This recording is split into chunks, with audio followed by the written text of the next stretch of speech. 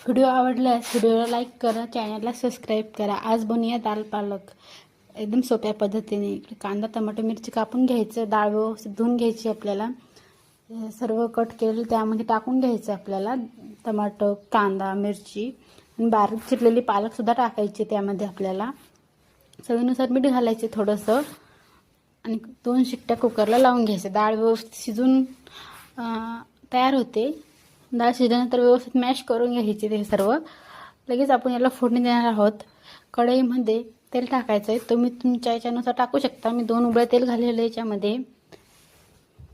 Basic असे मसाले घालायचेत आपल्याला। जिरं घालायचे, मोहरी घालायची, बारीक कुटलेला लसूण घालायचा आहे, कढीपत्ता घालायचा आहे, लाल तिखट घालायचं आहे 1 चम्मच, हळद घालायची, अंबारी मसाला घालायचा आहे। व्यवस्थित भाजल्यानंतर आपली शिजलेली डाळ घालायची आहे। लाल तिखट थोडंसंच घाला, कारण की आपण डाळीमध्ये मिरची पण घातलेली आहे, जास्त तिखट होईल। थोडंसं लाल तिखट घालायचं फक्त,